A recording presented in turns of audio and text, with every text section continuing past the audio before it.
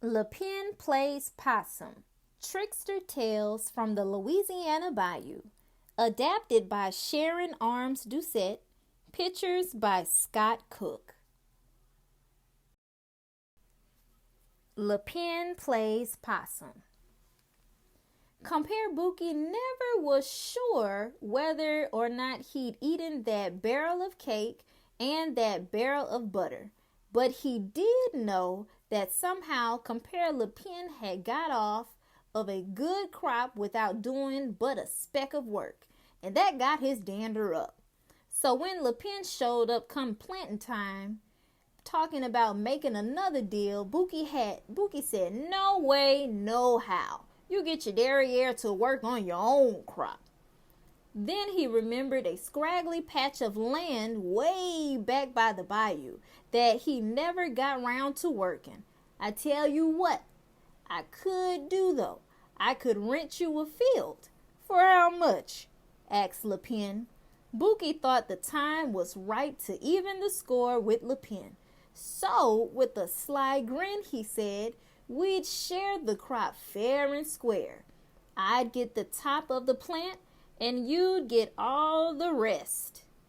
He could just see himself collecting sack after sack of cotton, while Lapin got nothing but roots and stems.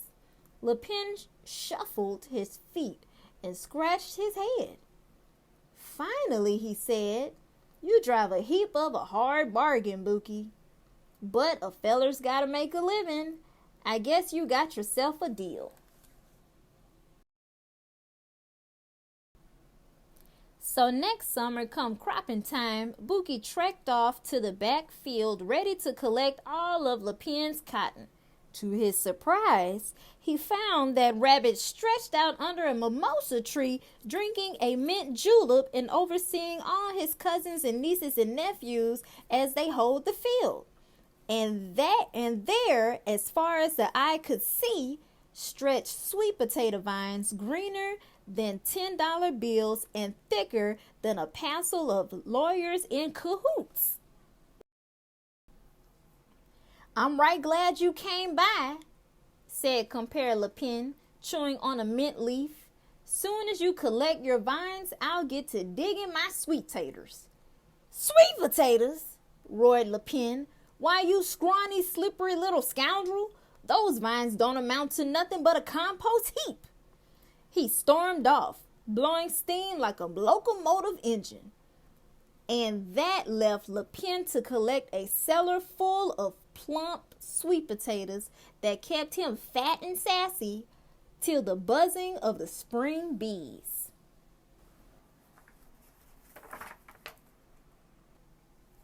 Next year, Compare Bookie was determined not to get hornswoggled by Compare Lapin.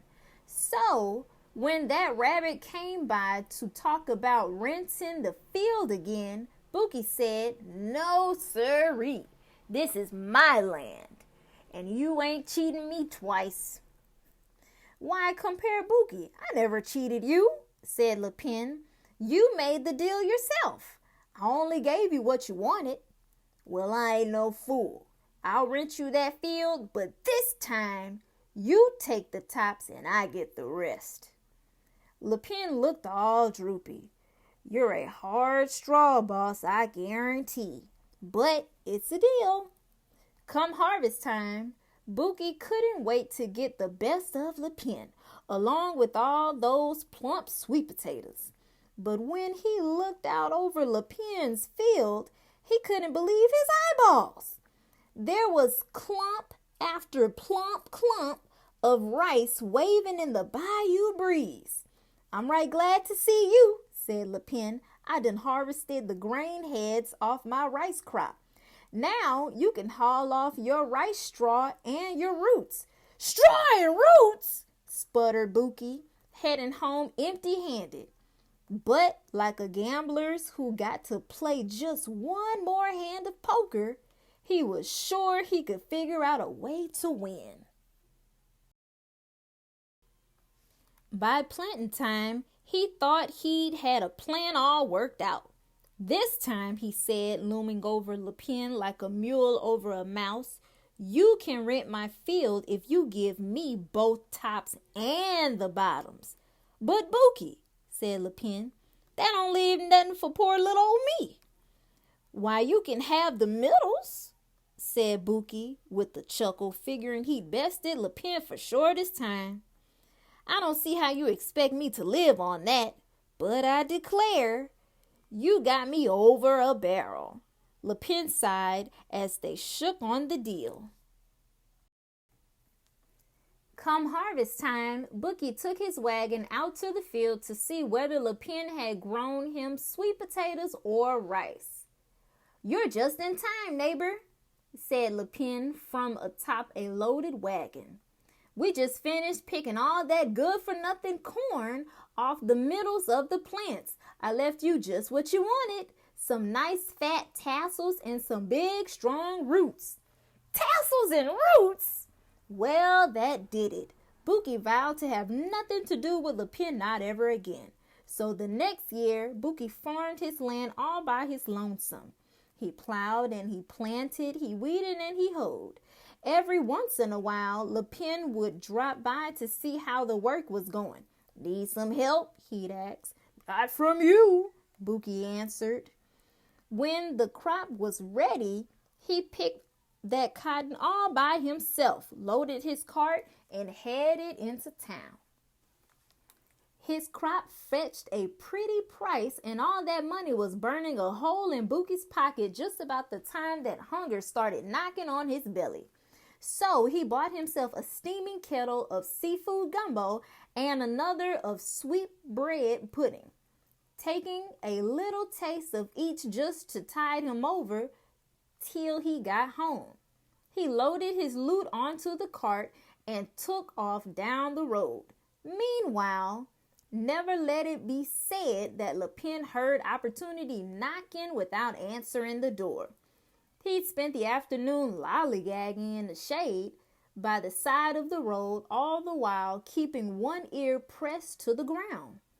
When he heard Bookie's cartwheels coming from town and smelled that gumbo and bread pudding, he hauled himself out into the middle of the road, plopped himself down, and held his breath till he looked deader than a possum playing possum.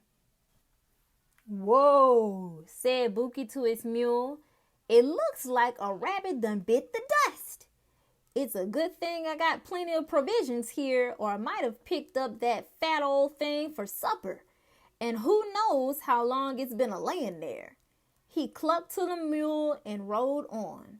Well, as soon as Bookie was out of sight, Lapin jumped up, hightailed it around the woods, and laid himself down in the road again, just as Bookie was coming around the bend.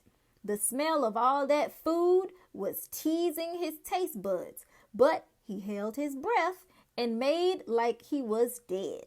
Whoa, said Bookie to his mule. Another rabbit's expired. They must all be dying of external laziness. Serves them right. He clucked to his mule and rode on. Well, guess what? Lapin got up and raced pell-mell through the woods, threw himself down on the ground, and imitated a dead doornail. Whoa, said Bookie when he saw him. He scratched his head. Darned if that don't beat all. Now I just can't resist taking this nice fat one home with me. I'll make a nice rabbit sauce piquant for sure. He got down, picked up that possum playing rabbit, and tossed him into the back of the cart. Then Bookie scratched his head. Come to think of it, seems to me that first rabbit I passed bore a strong resemblance to compare Lapin. I don't care if I already got more food than a horse has flies. I'm going to run back and get that scoundrel. As soon as Bookie was out of sight, Lapin raised himself up from the dead and grabbed the reins of the cart, ready to make off with all that gumbo and all that bread pudding. But because it was his nature, he thought up something better. He plucked some hair from the mule's tail and ran over to a big pothole in the road. Then, just like he was planting a rose bush, he stuck the mule hair down into the hole and pulled up a little dirt around it. He skedaddled back to the cart, gave a giddy up to the mule, and drove on home. After Compere Lapin had consumed a king-size bowl of gumbo, he had a king-size serving of sweet bread pudding. He stashed the kettles in his cellar, hid the mule and cart in the barn, and headed back up the road to see how Compere Buki was getting along.